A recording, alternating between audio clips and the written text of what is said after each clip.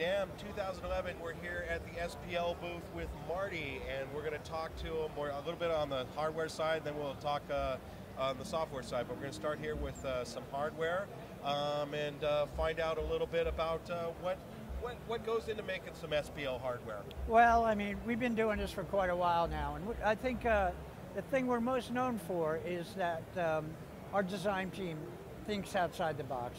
I mean, one of the most, I think, famous pieces that we have is a Transient designer, and that thing really put us on the map because no one else makes a box like that. It's an analog box. It's like for drum processing. You can actually make a drummer hit a drum harder or softer with a longer sustain or less sustain. So you get a plus or minus situation. That box, I mean, it's everybody on the planet who uses it because you can fix so many things that maybe have been recorded incorrectly or the snare doesn't sound right. You can get a whack out of that snare. Or by the same token, like on Elton John stuff, and he had all these piano tracks, and he tends to beat the crap out of it a little too much. Sometimes it's not appropriate. And Bill Bottrell, who was producing this, used a bunch of channels of Transient Designer to actually take some of that impact out so it sounded smoother. You can smooth things out. It's a wonderful piece. But in general, we think outside the box, and it's all high quality, handmade in Germany. Well, it's definitely beautiful looking gear and also great sounding gear. What do you guys have new that you're introducing here at NAMM 2011? Well, for this show right now, we have the new Transpressor and we have the MS Master in hardware. The Transpressor, this is that circuit I was telling you about, the Transient Designer. So what we did was we put a Transient Designer in here, and then we put a new twin core compressor in here. So this is a complete system for tracking drums, anything with transient response that you need to compress.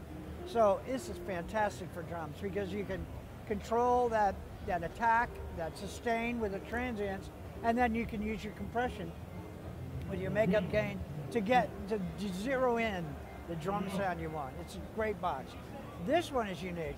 This is an MS processor. This is we call this the MS Master.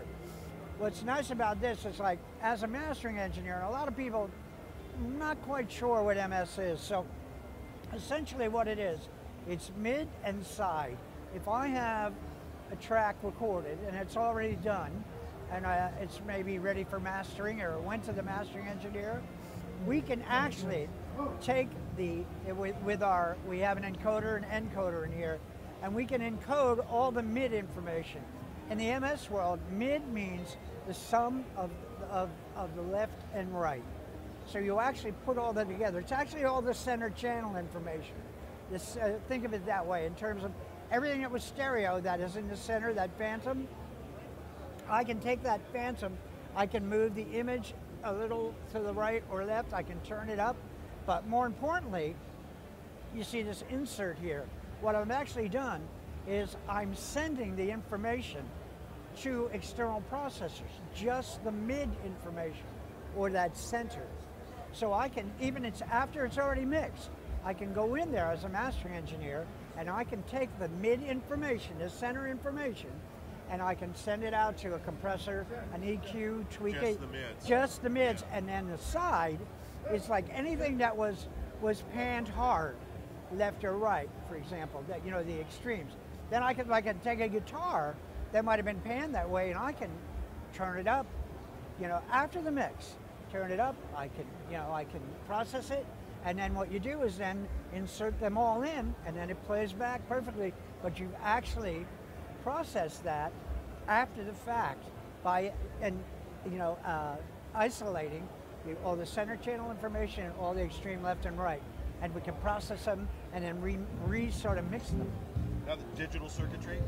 All analog. All analog. You do that all analog. So it sounds incredible. Unbelievable. Yeah. Unbelievable. Yeah, that's a great piece. Now let me ask you, what is a Transpressor and an MS Master going to cost some of our? You know, they're new, and we have pricing. I believe they're each around $2,000, like $19.95. Roughly, I don't have my pricing with me, but roughly right. That's what they're being introduced at. This one is also fairly new. What makes this unique? This is a channel strip. So we've got a real high-end mic mic pre in here, but we also have a de-esser, a compressor limiter, and equalizer tube saturator. Well, and all really high end. This is nominated for a Tech Award, and I think probably one of the reasons why they did was because we did something, like I said, a little outside the box. You can use these as a complete channel strip and use whatever, just like in a normal configuration, or we have input and output capability for each circuit. So if you just need a de-esser and you're recording and you want to run through it, we can go in and out of the de-esser by itself, or the compressor limiter in and out by itself. And you can use all those circuitries in and out as standalone units, or as part of the signal. So the back of this has quite a few input outputs, or yep. is it a routable? No, it's quite a few input outputs. Okay. So it's a really nice piece because it has that flexibility, and that is, as I say, nominated for a Tech Award. This is the Big Daddy. This is the one Bob Ludwig has. This is our mastering equalizer, and it's very surgical. What makes it unique is it's 120 volt rail, so it's the highest order of analog that you can have. But what makes it unique is, so it's that analog, but it's also completely resettable. So all the knobs move, and then you can all of the anything that you have engaged, it's complete memory. So if I did that, so you can see, like, wow, so these things come on, and it's a brilliant piece. It's an incredible piece. And who uses this? Bob Ludwig, who, yes.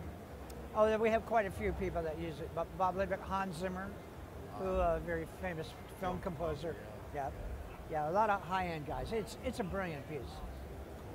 Excellent. Thank you, Marty. We're going to come back here in a second and cover the software side of SPL. NAMM 2011. My pleasure, Kevin.